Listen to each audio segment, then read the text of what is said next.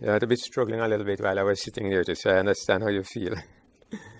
So I promise I'm not going to be, I'm not going to overdo it. What I would like to do is just share some practical thoughts that have been helpful to me. You know, I've been a Christian for 44 years. I'm kind of proud of it, and I almost hardly believe it, because it seems like it can't have been that long, but it was when I check it out. And I've been through metamorphosis. You never stay the same place as a person, and even as a Christian, your understanding grows and your experience changes. And sometimes the more you learn, the more you progress, the more you remain at the same place, because you recognize that the things you're learning are simply expanding on some things you knew from the very beginning. I've come to the conclusion that the day I became a Christian, I was saved.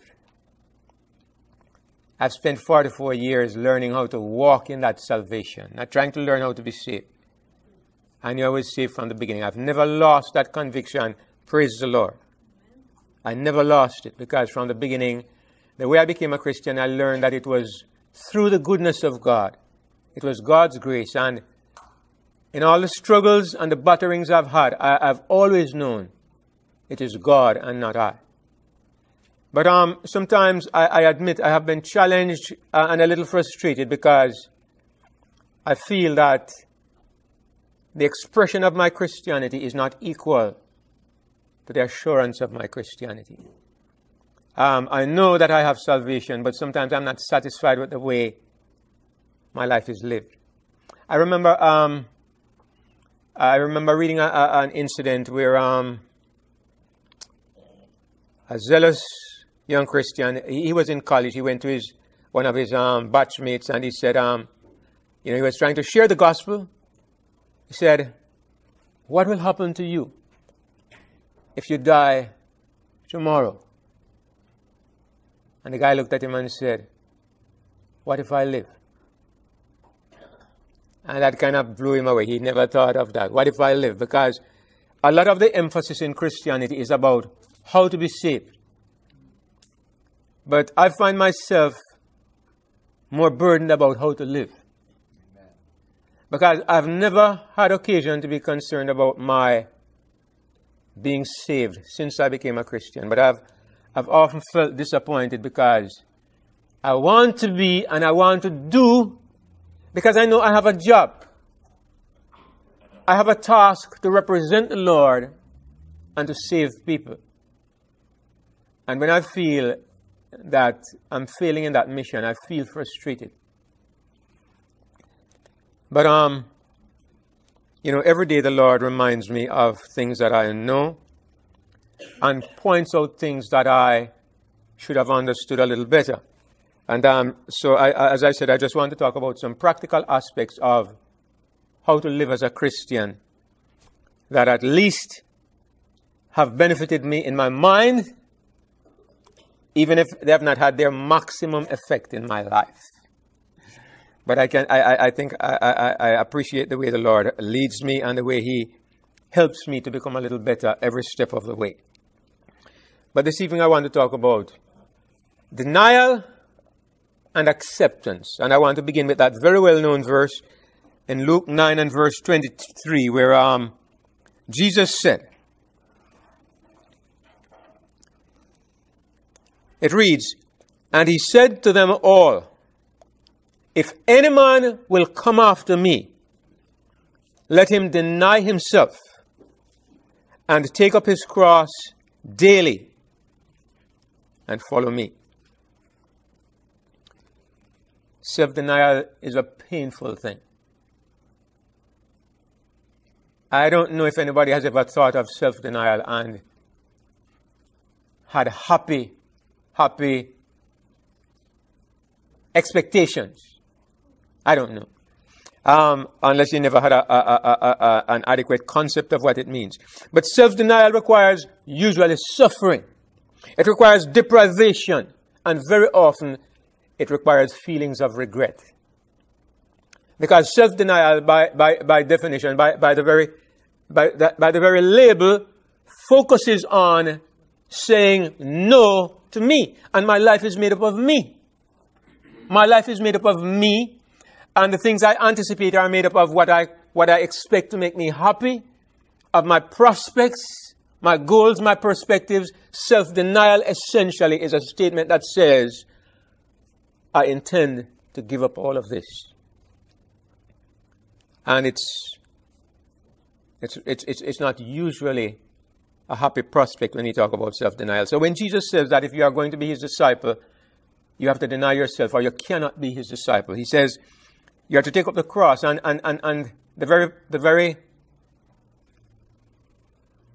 thought of a cross, what a cross means. A cross means death by slow, tortuous suffering. And that is the symbol that Jesus chose to use to represent our experience with him. How we can become a Christian, how we can not become a Christian, how we can become his disciples. Take up the cross every day and follow me, or else you cannot be my disciple. And maybe that is one of the reasons why so many people shy away from Christianity. Now, even if we decide that we want to do this, there are challenges because, look, you can't even keep your eye on what you want to do and what you find pleasurable, far more what you find painful and unpleasurable. There are so many distractions. I mean, even in my own home, I'm trying to keep my mind where it should be, and sometimes I'm passing, and my wife may be watching the TV, and something catches my attention, and I stop to watch, and in a moment, your mind is gone from where you want it to be. There are distractions even on that most basic level. There are distractions on a macro level. There is somebody coming to you with a business proposition. There's somebody coming to you and showing you something that is very, very inviting and exciting. And there are so many things calling for your attention, and there is the stark, bare, painful statement of Jesus that you must deny yourself and take up the cross every day, or you cannot be his disciple. So we do have a challenge. I look at myself as a Christian for 44 years, and if I think of it in this way, I'm thinking, I know why it has been so difficult to get to where I want to be. You have personal desire, you have personal desires, you have personal preferences, you have priorities, and they are impossible to ignore while you are alive. I would like to die. I would like to give up myself. But what do I do with my dreams? What do I do with my plans to go to school and get a diploma or a degree? What do I do with my plans to buy a home? What do I do with my plans to make a name for myself? What do I do with these things? Are not these the things that drive and orient our lives? And why does Jesus have to be so uncompromising in his statement like this? And does he really mean this? Is there not an easier way to become what we ought to be? I challenge you with the thought that the people who have been really outstanding in the kingdom of God have been the people who have been able to step into this kind of channel. I suggest to you that this is not the way of salvation, but it's the way of discipleship. It's the way of moving from the Christian life that assures you of the kingdom, but leaves you dissatisfied and wanting more.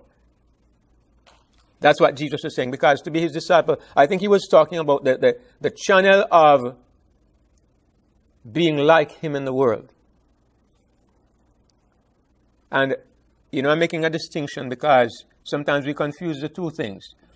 One of the things that happened to me when I began to understand righteousness by faith was that I admit that I became a little less self-sacrificing. I became a little less focused on the things that you need to be involved in. In other words, for a while, it seemed to me, when I understood righteousness by faith and the gift of God, it seemed to me like the Christian life is a life where God takes you over, and your involvement is gone, and it's smooth sailing, like you're running automatic. I never said it and I never believed it. But subconsciously, it's like my mind steps into this place. Because I came to understand, for many years of my life, I thought as a Christian, the way to salvation is the way of hard work. You've heard me say that I was on a quest for perfection. I was.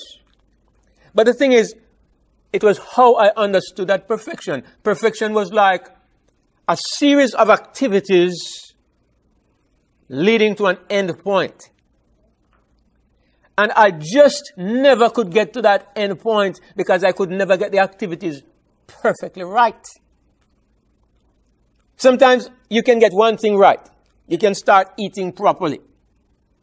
You can start dressing properly. You can kneel for every prayer. You can make sure you get rid of all jewelry. But then you lose your temper. Then you shout at your wife. Then you get irritated by somebody in traffic. The process never is complete, so you can say, I've reached the end of the road, unless you are very deluded. I was kind of like that for a long time. I never saw it as a necessity for salvation, but I saw it as the purpose of my life to go towards that perfect mark. And then I found righteousness by faith, and I discovered that when you become a Christian, you are at the end of the road. You're not reaching for perfection. In Christ, you're already complete. You are perfect. And for a while, I think it kind of affected me. It's so beautiful and it is so true. For a time, I backed away to some extent from the practical aspects of how to live the Christian life. Never went back to the mud hole, but still I relaxed. And I do believe that in Jesus you find relaxation, because the yoke is easy and the burden is light. And he says, come to me and I will give you rest. But in looking at things and revisiting things recently, I've come to see that there is another aspect to the way of the Christian life that I don't want to lose sight of, that we don't need to lose sight of. Because the truth is, while a Christian should never be concerned about his salvation, you should live in that place of assurance. Because the beauty of it, the beauty of grace, it's past amazing. When I came to understand grace, when I came to understand the love and the gift of God, that God says, I'm doing something for you that you don't imagine. I am going to save you without you. When I came to understand it this way, it blew my mind. I'm going to save you without you. I'm going to find a way to save you and take you out of the equation. Because if you are in it, you'll never make it. And I discovered that what he did, he would save me outside of myself through his son, Jesus Christ. He saved me, and it had nothing to do with me. My only involvement is, can I believe? That was amazing. And it was so good. It almost made me forget that now that I'm in his family, it's my privilege to represent him and to speak of him and to express him everywhere I go, not for salvation, but just because I'm family. Just because I'm in the family. And that is a challenge that probably still bothers me a little bit. I feel like we have the mandate and the ability to take on the world and win. We do. But we, first of all, do not see the necessity, and secondly, do not see the how. How can it be done? What has God done to make it possible? What does he expect of me? So, I'm talking about this self-denial and how difficult it is. And I'm realizing that the root of, there are some obstacles to self-denial which I want to point out. Because as I said, I just want to talk about some practical things. Because Jesus says, if you are to be his disciple, the key is to deny yourself. And that, in contemplation, that seems straightforward and simple. My problem is that I am living, right? I am alive. And why am I alive? Because I have my agenda, my program, my perspectives, my desires. That is me. That is what keeps me alive and keeps me in the driver's seat. Me, I am the whole problem. That's what Jesus says. That's what the Bible says. Paul says, I'm crucified with Christ. That's the problem. But the question is, how do I come to the place where I no longer am in the forefront of the equation? How do I do this? And the truth is that it seems to be a very painful thing for me to get out of the way. You can't ask me to relinquish my whole lifetime of dreams. You can't ask me to do this. My whole lifetime of dreams? What, to put somebody else in the place, in the driver's seat, to take away my autonomy in my life? How do you expect this of me? And, you know, it's related to what I was trying to say this morning. This morning I was saying that the whole foundation of everything in Christianity is to understand that God is love. I like to use this illustration. My wife and I, we got married under very crazy circumstances because I was young and I read too many books. Right, we kind of eloped. Took her away from her mother and her family. Ran away with me. And for years, her family would not speak to her. But, you know, I remember because she was in Canada and she came home to Jamaica, wanted to get married, her mother refused, and so we ran off. She never went back to Canada. She has been with me ever since for 40 years now. When I think back on it, I think God is so good because when you get married like that, it lasts about 2 years most of the time. But I was a Christian, though I was a crazy Christian because I was too young to have any sense. I wasn't so young, but still, I read too many books. And, you know, I think of her because when she left Canada, she gave up everything. I remember I went in the room one day and I saw her crying. And she was tearing up her return ticket. Tore up her return ticket. She left her bank account, everything. From that moment that she decided to stay, everything that happened in her life depended on me. If I went down, she went down. If I went up, she went up. Anywhere I went in life, she was going. She gave up her dreams. Everything that she wanted in life. Why? Because in her mind, she found a greater love. And that greater love meant so much to her. She gave up everything from her past. Which sometimes is why, when I think she's so aggravating and she doesn't listen, I remember what she did. And everything fades away.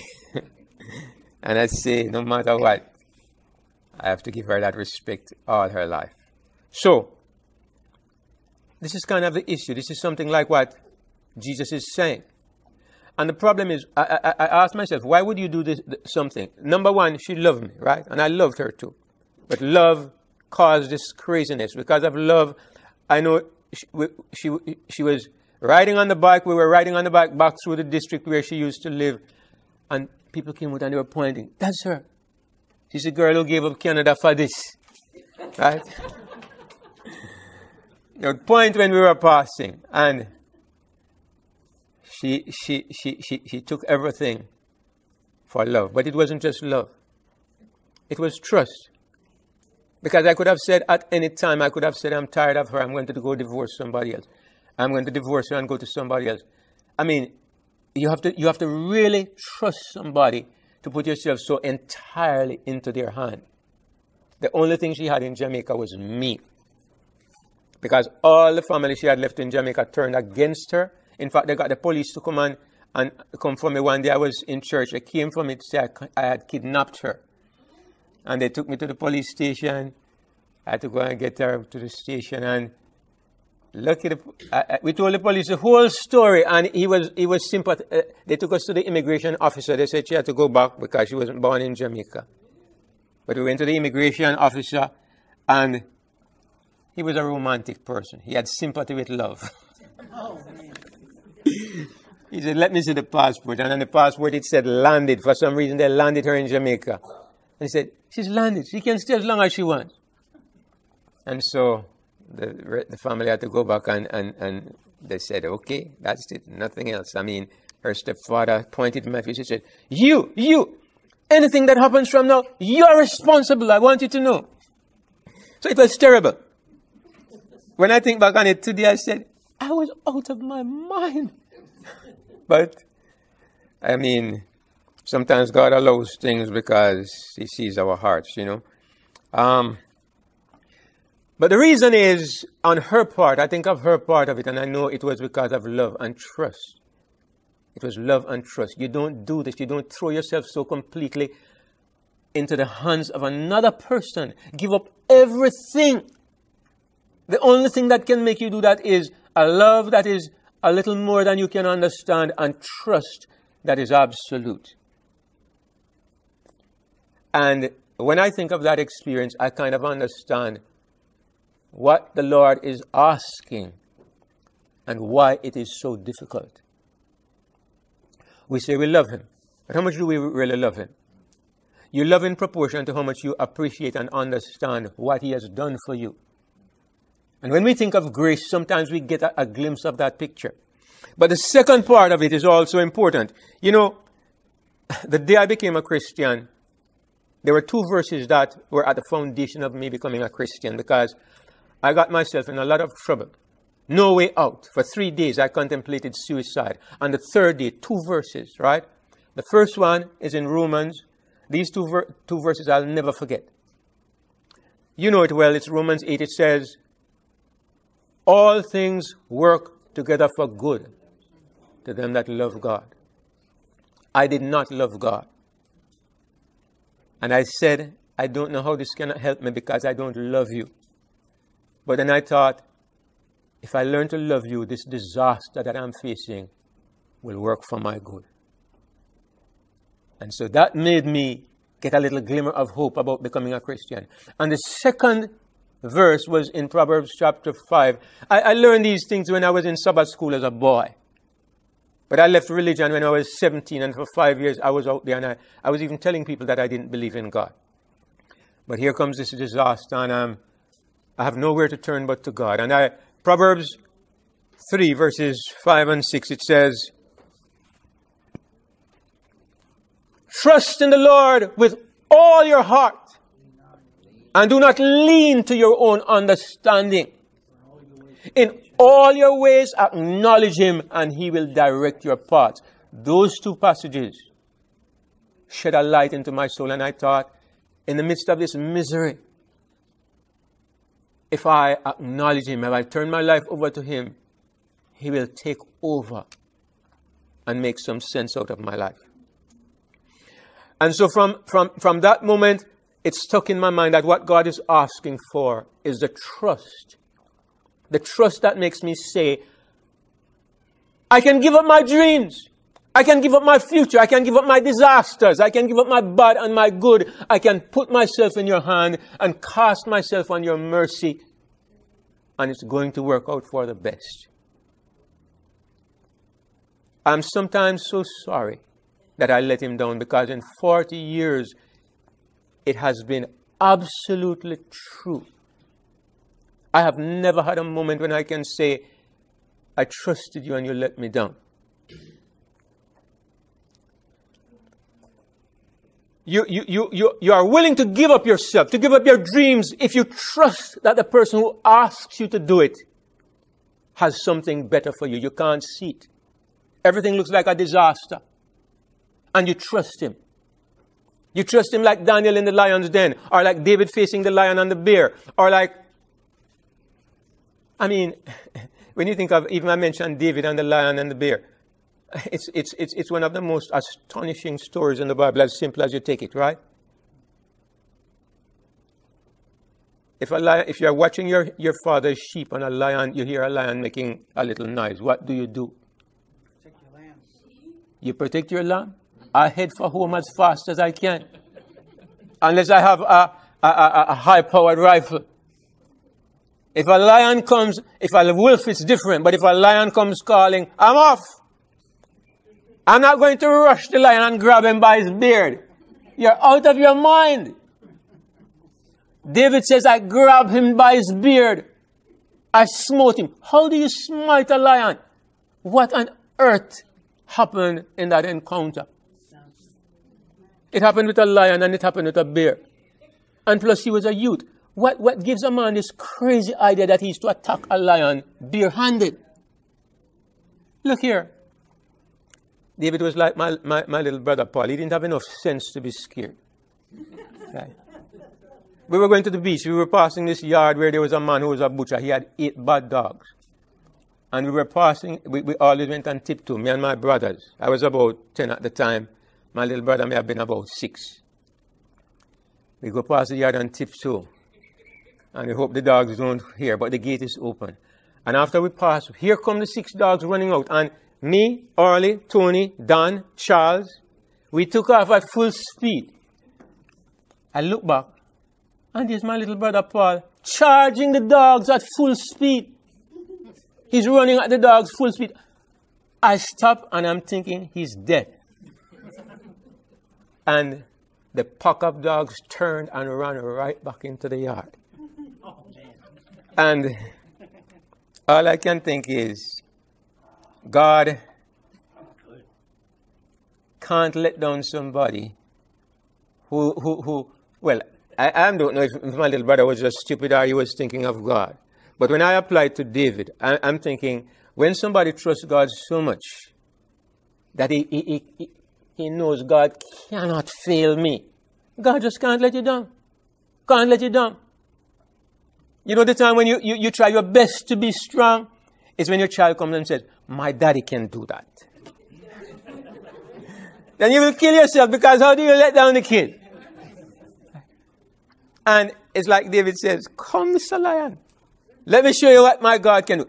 Somehow, in some unbelievable way, the young man killed the lion after grabbing his beard. Oh my goodness. This is what God says. God says, if you trust in me with all your heart, you will never be afraid to put yourself in my hand. We struggle because we find it hard to trust in God. And we find it hard to trust in Him.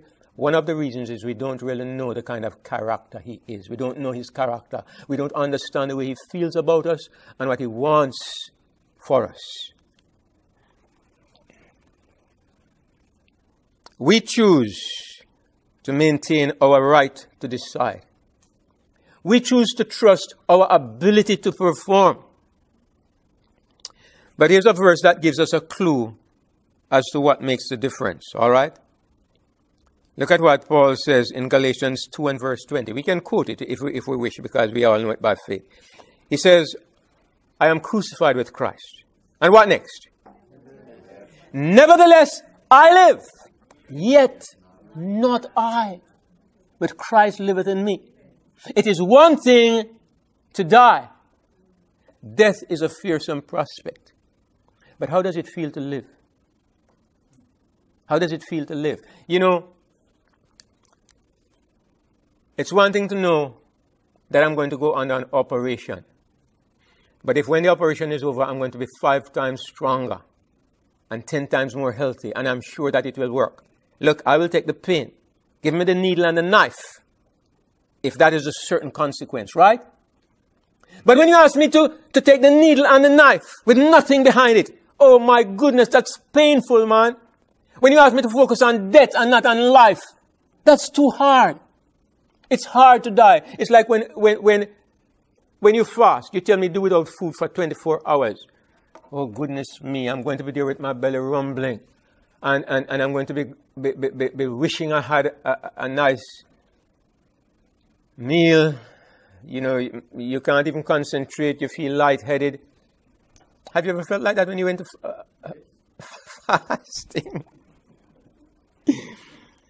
Let me tell you something that happened to me one night years ago. I was about 14. I had a toothache. No, not 14. It was since I became a Christian. So I was in my 20s perhaps. But I had a toothache. And I'm one of those persons. I don't want to use drugs. I don't like to use drugs. I didn't decide to take any pills. So I had this toothache. Started about 8 o'clock. Really knifing me. It's 10 o'clock at night and I can't get a break from this toothache. And at 10 o'clock I say, Father, can't you just take away this toothache? You know what I heard? I heard like he spoke. He said, whatever I give you to bear, I will bear it with you. Look here. I had that toothache all night, so bad that I couldn't sleep. It was there until 4 o'clock in the morning. And from that moment, from 10 o'clock when I heard that word, the toothache became my friend. Every time I felt it throb, I remember that the Lord was in the room. My night was filled with the presence of God because of the toothache. 4 o'clock in the morning, it stopped, and I was almost sorry. The thing that makes the difference is if you focus, it's what you're focused on and what you know is coming out of this. I heard somebody say, as you go through life, my friend, whatever be your goal, keep your eye upon the donut and not upon the hole. But it's a little bit more than that, right? It's not just the donut instead of the hole. It's what comes at the end of this experience, right? You can go under the knife because of what does it say of Christ? For the joy that was set before him, right? He endured the what? Did he say the cross? He endured the cross for the joy that was set before him. You have to ask yourself, what happens when I die? What happens when I take up the cross? If you contemplate the taking up of the cross, you will never take it up. If your eye is upon the life that arises out of that experience of death, it's far more beautiful and far more acceptable. If you go to a day of fasting and you're thinking of the deprivation, you will suffer. If you go to a day of fasting and your focus is on experiencing more of Christ, you won't even be hungry. It is the joy that is set before us. Christ, God does not take away anything from us without giving us something better. If God says, don't go to college, you're going to get something better. If God says, don't buy this house, don't buy this car, don't get married to this person, something better is in your life. And faith can say, thank you, Lord, even when you are under the knife and you're feeling the pain. So, what I'm saying is that self-denial, I believe, is the great key to living the life of Christ. But we never experience it because we never really deny self, because we are focused on the pain instead of what lies beyond that pain. God intends to give us something better, but we have to trust Him before we can take the step that is necessary. Dying for the sake of death is painful. It's hard. It causes resentment. But we are to focus on living, not dying, even though we must go through that experience of death before we can live. You're already alive, right? You were born into this world. You have been living this life, in my case, for 67 years. It takes a lot for 67 years to say everything that you have learned, put it aside. You know nothing.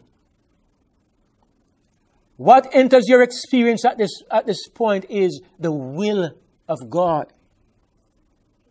Is God taking over my life and directing me from this point on, and I give myself into that process because I trust Him. That is what He's asking for.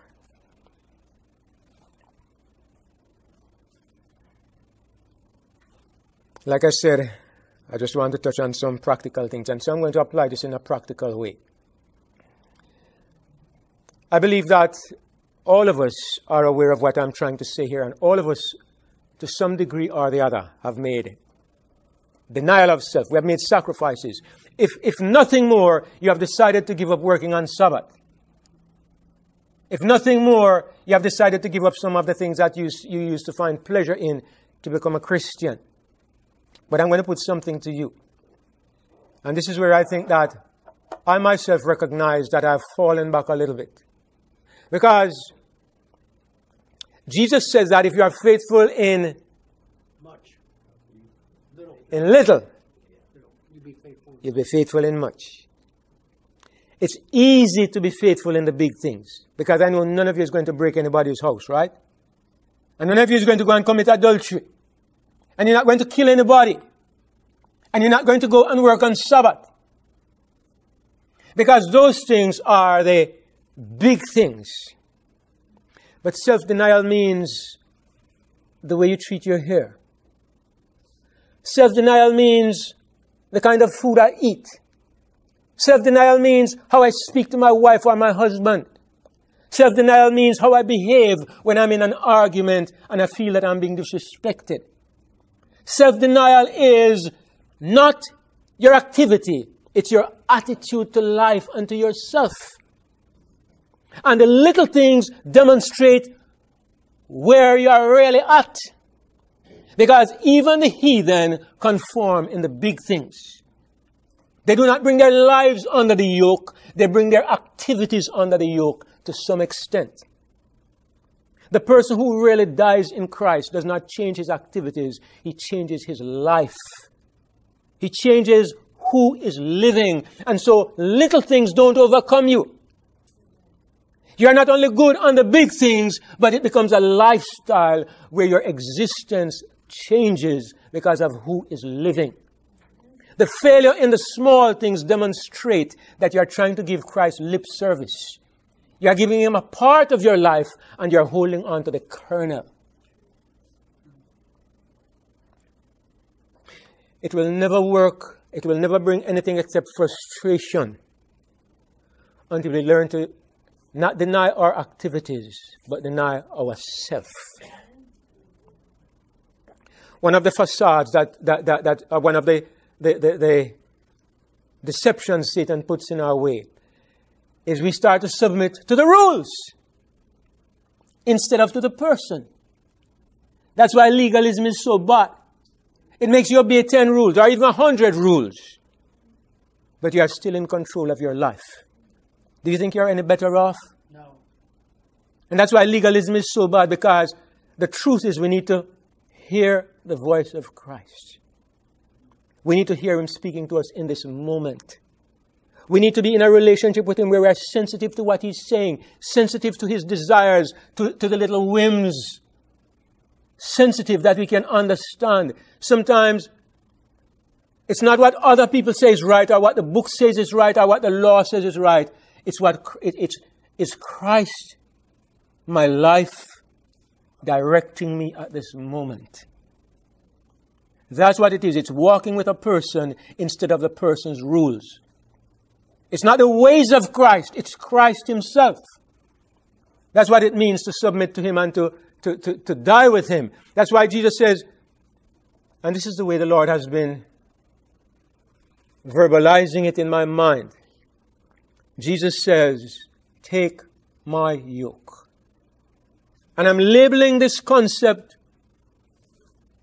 coming under the yoke, because I realize that's what I want and that's how I think about it, coming under the yoke. Because what a yoke does is it binds you to another person, to another entity in such a way that you don't have the power to make your own choices. That's what a yoke is. You tie 2 donkeys together or 2 horses together. Where the stronger one goes, the other one has no choice. You have to go. Whether you like it or not, you better give up your mind and your dreams, because the stronger one is carrying you along on his course. And I want the yoke of Christ. I want him to live. I want to give up myself. And it's not easy, because it takes trust. It takes absolute trust. It takes something to believe.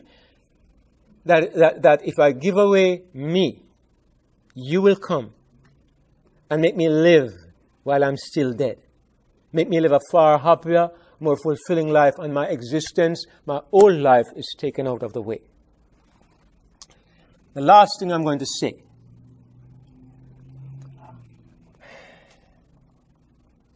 The Lord has helped me to see this from an interesting perspective, because I say interesting because one of the hallmarks of my life, and maybe the life of my family in general, I would never have made a very good American because by nature, I'm a little indisciplined. I mean, I was often late for work when I used to be a school teacher. I would sometimes not finish my lesson plans. I was a little bit helter-skelter. I wasn't very disciplined. I admire people who are very disciplined, although sometimes they make me cringe a little bit. But I understand discipline. But the Lord has been saying to me that you can never wear the yoke of Christ and remain in discipline. Because discipline means I don't have the power anymore to choose. Surrender means I don't have the power anymore to choose. So if somebody says to you, do this, why would you sit still? Why would you refrain from doing it and doing it instantly? Because of myself still being alive. In the life of the Christian, there is the most perfect discipline. And when I began to see this, I began to see things a little better. I saw that what I was looking for all these years, reaching for perfection, I don't need to give it up. But the only thing I need to do, I saw perfection as the end of the road. But you know the truth? Perfection is this moment. Because perfection simply means doing at this moment, preaching this message, giving this illustration, eating this meal to the honor and glory of God. The best way I can eat this food, the best way I can represent the Lord in this meal, the best way I can brush my teeth, the best way I can comb my hair, because it is Him living, and everything I do for His honor and glory. Everything the best way. This moment is perfection. The goal is not the target. The goal is the process. Perfection is living with Jesus in this moment. And so I realized I have what I was looking for. Never understood it. Because I never understood that the goal is Christ. I thought the goal was flawless conformity to a set of rules. When would I ever get there? But when the goal is Christ, when the end of the road is a process, I have found my goal in life. When I've found this place of submissiveness to Christ. So, you ask, how do I do this? I'm going to give you a secular person's response. I'm so caught up in this idea that I started even looking at secular counsel about discipline, because I've been undisciplined and I want to be perfect because Jesus, I want Him to have His way. And I was reading a little book by a man named Jocko Willink. But he was one of the most outstanding American soldiers in the Iraqi war, got the most highly decorated. But you know what he says simply? He says, you don't have courage and you want courage. You say, Lord, make me courageous. Be courageous. You say, Lord, I'm not strong. You want to be strong. Be strong. You say, I wish I could start an exercise program and get healthy. Start the program. How hard is that? You sit down and wish and hope and want to. Do it. It's as simple as ABC. You will never do it by wishing and dreaming and hoping. You are supposed to go and look for that sick brother. Go! But you don't go because in your mind, you are still in charge. You are still in charge, and I think I'm going to just watch this program first. I'm going to read this book first. The Lord says, go. Go! You can go. You have the ability. You have the enabling. You have the instruction. You want to be a strong Christian. Be strong. Do what the Lord instructs you to do. There's nothing else to it. And I'm not talking about for salvation because you have salvation already. I'm talking about for living, for representing the Lord. It's as simple as ABC. You want to start a ministry in Orlando? Do it! That's all there is to it. And nothing happens because we think and we if and we but and we perhaps and maybe and wait for something to happen or for my mind to change. You only have one question: what does the Lord want? And do it. The consequences are not your business. And how it's going to turn out is not your business. You are under the yoke. And the Lord is the one who directs the course. Whatever He asked you to do, you are able to do. So just do it. So I hope you are blessed, because I know these thoughts have made an impact on me, which I hope to be, even at 67, to be life-changing. I'm not 80 yet. Moses was 80 when he started. Sometimes I'm telling myself, you're getting older now, you're past your prime. When I think of this like this, I say, that's a lie. I still have energy. Amen. I'm still exercising every morning because I just do it. And I'm feeling stronger. I have a lot left in me. Amen. I can still change the world. Amen. Because the Lord is on my side and I have the ability to just do it. Amen. So I hope you are encouraged. I'm going to close this part with a prayer, and then we're going to have the baptism. So just bow your heads with me, please.